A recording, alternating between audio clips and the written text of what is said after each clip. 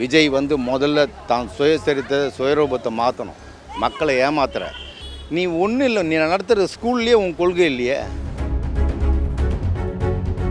உன்னை வச்சு செய்வாங்க எல்லாரும். நீ நடிக்கிறியா இல்லை பாலிடிக்ஸ்க்காக பேசுகிறானே தெரியாது. நீ நடிக்கிறியா இல்லை பாலிடிக்ஸ்க்காக பேசுகிறானே தெரியாது. ஆக்டர் விஜய்க்காக வந்திருக்காங்க, பாலிடிக்ஸ் விஜய்க்காக வந்திருக்காங்க யாருன்னு கேட்டால் ஐ டோன்ட் நோ. பீச்செல்லாம் சினிமா மாதிரி ஹைப்பாக தான் இருக்குது, அவ்வளோ ஹைப் கொடுக்காண்ட அவசியம் இல்லையா. அங்கிளும் கூப்பிட்றது, நரேந்திர மோடின்னு கூப்பிட்றது, இவங்களாம் என்ன தெரியும்?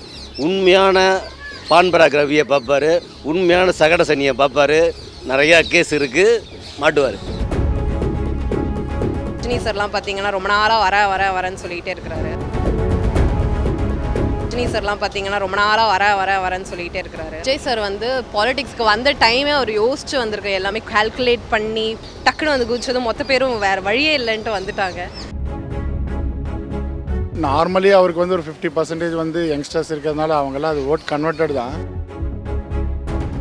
யூஸ்வலாக பண்ணுறவங்களுக்கெல்லாம் பர்மிஷன் கொடுத்துட்றாங்க, அதே தான் அவரும் பண்ணுறாரு. ஆனால் அப்போ மட்டும் ஒரு 10 கண்டிஷன் கொடுக்குறாங்க. அவர் வந்து எதிர்க்கட்சியாக தான் ஒரு விஷயம் பண்ணிருக்காரு. சிஎம் ஆவாரான்னு எனக்கு தெரியல, எதிர்க்கட்சி ஃபார் ஷோர். அங்கே ஒரு டேக்கு 2 டேக் வாங்கலாம், இங்கே ஒரே டேக்கில் வெளியே அனுப்பிச்சிடுவாங்க. விஜய் எலெக்ஷன் நிற்கிறாரு, அவர் ஜெயிச்சிட்டாரு அப்படின்னு சொன்னால் அவருக்கு அதோட இது தெரியாது, அந்த வேல்யூ தெரியாது. End of the day maybe AIADMK, DMK, என்டிஏல இவரும் போகலாம் ஒரு பார்ட்டா. தேர்தல் கமிஷன் ஆணையிட்ட பிறகு அந்த பிரச்சாரத்தில் பாருங்கள், இவருடைய வண்டவாளங்கள் தண்டவாளத்தில் ஏற்றப்படும். இது மாற்று கருத்தே கிடையாது. அதை சமாளிக்க தானி தெம்பு இருக்கா பார்க்க சொல்லுங்கள். திரட்டுற மாதிரி இல்லை, தானாக திரண்டு வரா மாதிரி தான் இருக்குது. நானும் விஜய் ரசிகர் தான். விஜய் சார் வந்து ஃபுல் டைமாக பாலிடிக்ஸு வந்துட்டார். ஸோ அவருடைய பிரச்சாரமும் ஸ்டார்ட் பண்ணிட்டாரு.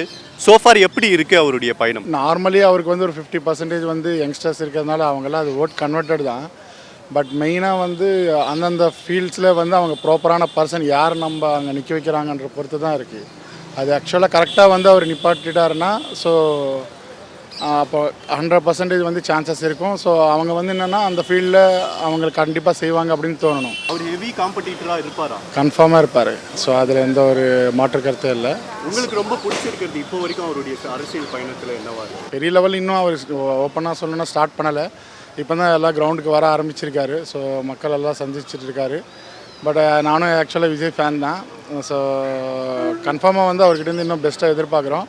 ஸ்பீச் எல்லாமே எப்படி இருக்குது? ஒரு பிரச்சாரத்துலேயே ஸ்பீச் என்னென்னா ஸோ ஒருத்தர் ஒரு மைண்ட் செட்டில் எல்லாருமே இருப்பாங்க. ஸோ எல்லாருமே வந்து நல்லா பேசுனா தான் நல்லா பண்ணுவாங்கன்னு கிடையாது.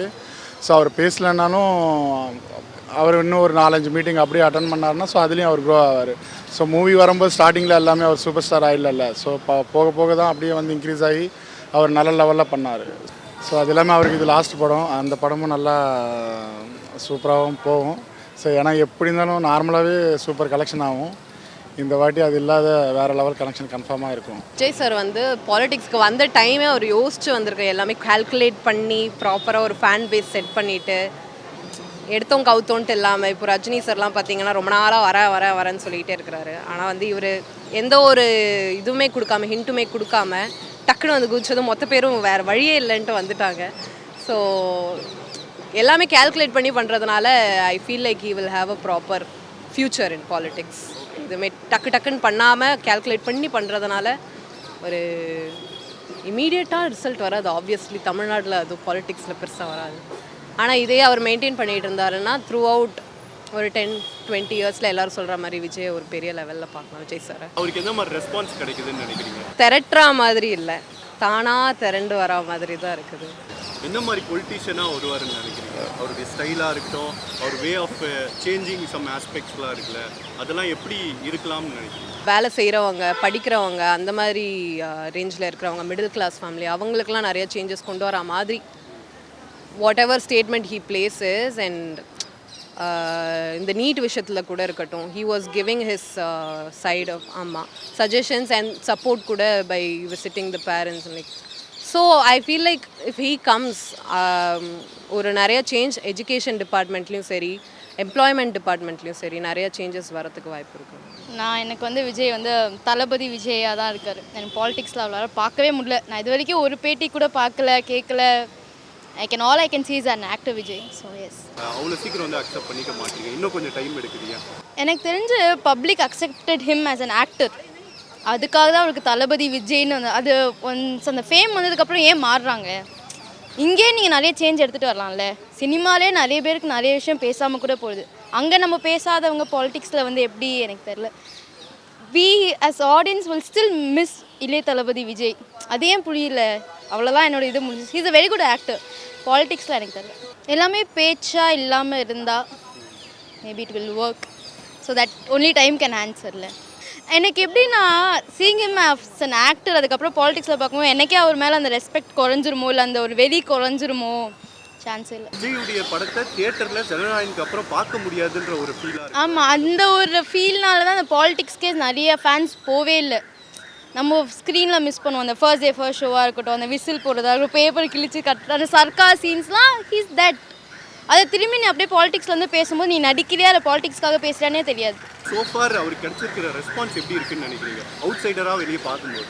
ரெஸ்பான்ஸ் வந்த வரைக்குமே எல்லாமே ஃபேன்ஸாக வந்திருக்காங்க. ஆக்டர் விஜய்க்காக வந்திருக்காங்க, பாலிடிக்ஸ் விஜய்க்காக வந்திருக்காங்க. யாருன்னு கேட்டால் ஐ டோன்ட் நோ. அதே மாதிரி சேஞ்ச் எடுத்துகிட்டு வந்தாங்கன்னா as a fan I will be very happy and respect. நீங்கள் ஏதாவது சொல்லணும்னு நினைக்கிறீங்களா? இப்போ விஜயை மீட் பண்ணோம், தயவு செஞ்சு come on screen please be an actor. கடைசி படம்லாம் வேணாம்.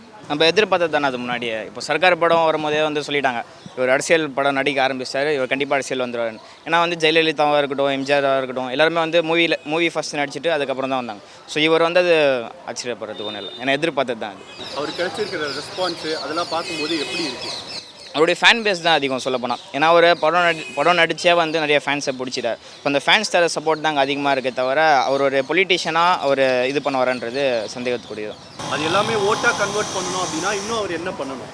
குட் ஸ்பீக்கர்ஸ் ஆர் குட் லீடர்ஸ்னு சொல்லுவாங்க. அவர் நல்லா பேசுகிறாரு, ஆனால் அவருடைய அந்த ஃபேன்ஸ் எல்லாமே ஓட்டாக மாற்றுவாரா அப்படின்றது வந்து அவருடைய செயல்முறையில் தான் இருக்குது. ஸோ இது பண்ணுவேன் அது பண்ணுவேன் அப்படின்னு சொல்லிட்டு அவர் இன்னும் கரெக்டான வாக்குறுதி வரலையோன்னு நான் யோசிக்கிறேன். நம்ம பார்க்குறோம் நம்ம அப்பா அம்மா காலத்துலேருந்து பார்க்குறோம் காலங்காலமாக டிஎம்கே ஏடிஎம்கே தான் வந்து மாற்றி ஆட்சி செஞ்சுட்டு இருக்காங்க. ஸோ திடீர்னு நேற்று உருவாக்கின ஒரு கட்சி வந்து ஜெயிப்பாங்களான்றது டவுட்டு தான். ஏன்னா வந்து மக்கள் வந்து அவங்கள சப்போர்ட் பண்ணுறதுக்கு காரணம் அவங்க ஃபேன் பேஸு ப்ளஸ் இருக்காங்க. ஒரு என்னுடைய ஒப்பீனியன் என்ன சொன்னால் எடுத்தோடனே ஜெயிச்சிடும். இப்போது விஜய் எலெக்ஷன் நிற்கிறாரு, அவர் ஜெயிச்சிட்டார் அப்படின்னு சொன்னால் அவருக்கு அதோட இது தெரியாது, அந்த வேல்யூ தெரியாது. ஒரு எலெக்ஷனில் தோத்தா தான் வந்து அரசியல் என்னன்னு தெரியும். Experience speaks. ஸோ எக்ஸ்பீரியன்ஸ்லேருந்து தான் ஒரு குட் லீடர் உருவாகும். டு பி ஆனஸ்ட் வந்து விஜயகாந்த் அவர்கள் வந்து ரொம்ப போல்டாக யார் இருந்தாலும் வந்து களத்தில் இறங்கி ஒன்று பண்ணார். பட் அந்த டயத்தில் அந்த தப்பு நம்ம மேலேயும் இருக்குது, எல்லார் மேலேயும் இருக்குது. நம்ம இந்த ஒரு ப்ரெஸ்ஸில் அவங்களுக்கு பற்றின போடுற அந்த காமெடி மீம்ஸோ ஏதோ ஒன்று கேட்குற விஷயங்கள் அவர் எதாவது பேசிட்டாருன்னா உடனே அது மீம் கண்டென்ட் ஆகிடும், வைரல் ஆகிடும். அது வச்சு பிராண்ட் பண்ணிட்டோம். பட் அவருடைய லாஸ்ட் ஸ்டேஜில் தான் வந்து எல்லாருமே, இப்போ நம்ம இன்க்ளூடிங் நம்ம எல்லாருமே வந்து ஐயோ நம்ம அப்படி பண்ணியிருக்கக்கூடாதுன்னு யோசித்தோம். நான் அது எப்படி பார்க்குறேன்னா ஒரு பக்கம் கிரிட்டிசிசம் இருக்குது. ஒரு சில ஸ்டேஜஸில் தேவையான விஷயங்கள் வந்து அவர் இன்னும் பேசியிருக்கலாம். இப்போ நல்லா ஒரு ஆக்ரோஷமாக ஒரு கூஸ்பம்ஸ் தர மாதிரி விஜய் அவர்கள் பேசினாலும் ஒரு சில சமுதாய கருத்துக்கள் நடக்கிறத பேசலாம் தோணும். பட் எனக்கு எப்படி பட்டுச்சுன்னா அவர் ஒரு பக்கம் அமைதியாக இருந்து எல்லாரும் பேச விட்டுட்டு சரி அதில் என்ன வருதோ அது நடக்கட்டும், நம்ம கொஞ்சம் அமைதியாக கொஞ்சம் காய் நகர்த்தலான்ற மாதிரி யோசிக்கிறாரோன்னு தோணும். யாரோ ஒருத்தர் சொன்னாங்க, யாருன்னு எனக்கு தெரியல, if I am not wrong, அவங்க வந்து சைலண்டாக ஒருத்தன் வரட்டுமே, பேசி நிறைய பேர் வந்தாங்க, பேசாமல் ஒருத்தன் வரட்டுமே அப்படின்ற மாதிரி தான் இருந்துச்சு. நான் அதை அப்படி தான் பார்க்குறேன். இன்னொரு பக்கம் யூஸ்வலாக பண்ணுறவங்களுக்கெல்லாம் பர்மிஷன் கொடுத்துட்றாங்க, அதே தான் அவரும் பண்ணுறாரு. ஆனால் அப்போ மட்டும் ஒரு 10 கண்டிஷன் கொடுக்குறாங்க. அது மட்டும் ஏன்னு தெரில. இத்தனை நிமிஷம் தான் பேசணும், இவ்வளோ தான் கை தூக்கணும், இவ்வளோ பேர் கூட்டம் கூட்டினா இவ்வளோ பேர் வந்து அந்த கேம்பெயின் வண்டியை தொடர்ந்து பின்னோக்கி வந்தால் அது கூடாதுன்றதெல்லாம் வைக்கிறாங்க. இது எல்லா கட்சிக்கும் பண்ணாங்கன்னா நல்லாயிருக்கும். இப்போ நிறைய பேர் வந்து சொல்கிறாங்க அது பேப்பர் எழுதிட்டு வந்து படிக்கிறாருன்னு. எனக்கு என்னென்னா அது படம் கிடையாது, சீன் பேப்பர் இல்லாமல் பேசுகிறதுக்கு படமோ ஆடியோ லான்ச் மேடியோ கிடையாது. புள்ளி விவரத்தோடு வர்றது பெட்டர்னு தான் நான் நினைக்கிறேன். அவர் மட்டும் கிடையாது, எல்லாருமே. அவரோட முன்னாடி படங்களுடைய பாட்டெலாம் எடுத்து பார்த்தீங்கன்னா டீகோடு பண்ணிங்கன்னா அதில் தெரியும் அவர் வந்து எதிர்க்கட்சியாக தான் ஒரு விஷயம் பண்ணிருக்காரு. சிஎம் ஆவாரான்னு எனக்கு தெரில, எதிர்க்கட்சி ஃபார் ஷோர்.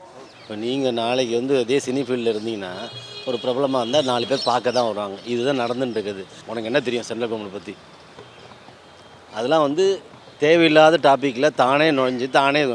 இதோட ஹை பீக்கில் இருந்தது நம்ம சிரஞ்சீவி, இதே ஹை பீக்கில் இருந்தது விஜயகாந்த். இத்தனை நடிகர் வந்ததெல்லாம் பார்த்துட்டோம். எம்ஜிஆரோட ஒரே ஆள் தான், மற்ற ஆளுங்க ஒத்தனும் வந்து வாய்ப்பே இல்லை. அதுவும் இல்லாமல் இப்போ இருக்கிற டிஎம்கே கவர்மெண்ட்டு நல்லா தான் இருக்குது. இங்கே வந்து அரசியலில் இறங்கியிருக்காருல்ல, உண்மையான பான்பராக் ரவியை பார்ப்பார், உண்மையான சகட சனியை பார்ப்பார். நிறையா கேஸ் இருக்குது, மாட்டுவார். இல்லை சார், இப்போ நீங்கள் மாற்றம் வேணும். உண்மை. அந்த மாற்றம் வேணும்னா எப்படி? ஃபஸ்ட்டு பப்ளிக்கிட்ட போ, ஒரு வில்லேஜை எடுத்துக்கோ, அந்த வில்லேஜை ஃபுல் அண்ட் ஃபுல் கவரேஜ் பண்ணி கொண்டு வா, அப்புறம் ஒவ்வொரு வில்லேஜாக இது பண்ணணும். அப்போ தான் அந்த மாற்றங்கள் தெரியும். இன்றைக்கி அவருக்கு இருக்கிற ரசிகர் பட்டாளத்தினால ஏதோ கத்துறானுங்க குத்துறானுங்க இது பண்ணுறானுங்க.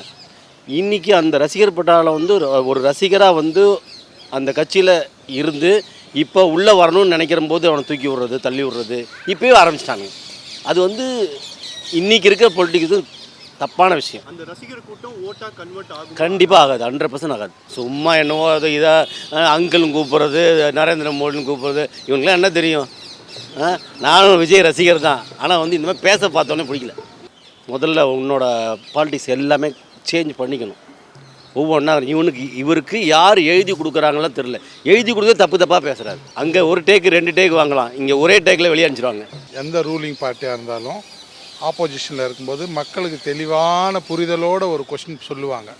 ஆனால் அரசியல் சீட்டில் வந்து உட்கார்ந்ததுக்கப்புறம் அதே மக்களுக்கு புரியாத பாஷையில் பேசுகிறாங்கன்னு தெரியல. ஃபார் எக்ஸாம்பிள் நம்ம இதே எடுத்துக்கலாம். இல்லை அதிமுக கட்சியாக இருக்கட்டும், அதிமுக ஆட்சியில் இருக்கட்டும், டிஎம்கே ஆட்சியில் இருக்கட்டும், இப்போ இருக்கிற ஆட்சியில் இருக்கட்டும், மது விலக்கு பண்ணுறோன்னாங்க, நானாக பேசினேன்றாங்க.